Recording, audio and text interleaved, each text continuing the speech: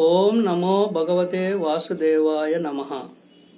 శ్రీమద్ భగవద్గీత ఈరోజు 33వ భాగం గురించి వివరించబడును. మొత్తము 18 అధ్యాయాల్లో ఈరోజు సాంఖ్యయోగము 2వ భాగం గురించి వివరించబడును. 1 నుంచి 16 భాగాల వరకు అర్జున విషాద యోగము మొదటి అధ్యాయము పూర్తి అవ్వడం జరిగింది. ఇక 17 నుంచి 33వ భాగము ఈరోజుతో సాంఖ్యయోగము 2వ అధ్యాయం కూడా పూర్తి అవుతుంది. ఈ చెప్పేటువంటి భాగాలన్నీ కూడా శ్రీకృష్ణ పరమాత్మకు మరియు శ్రీ శ్రీ విద్యాప్రకాశానందగిరి స్వాముల వారికి అంకితం చేస్తూ చెప్పబడును.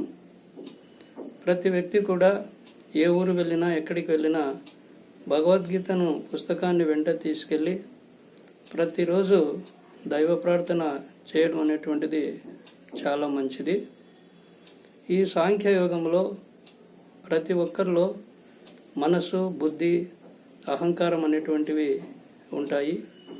ఈ అహంకారం అనేటువంటిది నేను అనేటువంటి దాన్ని తొలగించుకొని మనసును, బుద్ధిని పవిత్రం చేసుకొని ఉన్నట్లయితే కొంత పుణ్యం రావడానికి అవకాశం అనేది ఉంటుంది.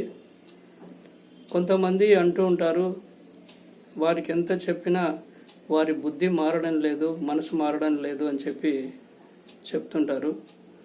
ఇది ఈ జన్మలో వచ్చినటువంటిది కాదు కాబట్టి ఆ వ్యక్తి ఎంత ప్రయత్నం చేసినా ఆ బుద్ధి మారడం అనేటువంటిది లేదు.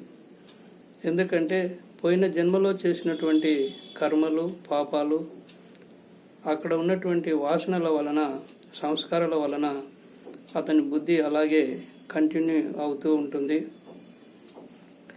మరి ముఖ్యంగా ఈ పాప పుణ్యాల గురించి మనము చెప్పాలనుకున్నప్పుడు మనం బజార్లో ఎన్నో కుక్కలను మనం గమనిస్తూ ఉంటాము. కొన్ని కుక్కలకు వాహనాల కింద పడి దెబ్బ తగిలి కాలు విరిగినా, అనారోగ్యం పాలైనా, కష్టాలు పడుతున్నా, బాధలు పడుతున్నా వాటంతకు అవి సరిగా బాగు చేసుకోకపోవడం అనేటువంటిది జరుగుతుంది. ఒక 10,000 మందిలో ఒకరు ఏదైనా అలాంటి కుక్కలను ఆసుపత్రికి తీసుకెళ్ళి కొద్దిగా చూపించడం అనేటువంటిది జరుగుతుంది. అలా అవి మరణించేంత వరకు కొన్ని కుక్కలు అలాగే కష్టాలు, బాధలు పడుతూ మరణిస్తూ ఉంటాయి.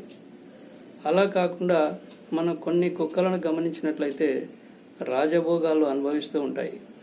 వాటిని మానవులు ఇంట్లో పెట్టి పెంచుతూ ఉంటారు.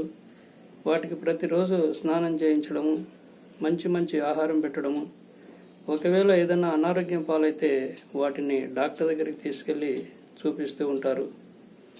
మరి ఎందుకు ఈ కుక్కలలో ఈ వ్యత్యాసం ఎందుకు వచ్చింది అంటే, ఆ కుక్కలు పోయిన జన్మలో చేసుకున్నటువంటి పాపకర్మలను బట్టే ఇవి వస్తుంటాయని చెప్పేసి శ్రీకృష్ణ పరమాత్మ భగవద్గీతలో చెప్పడం అనేటువంటిది జరుగుతుంది. కాబట్టి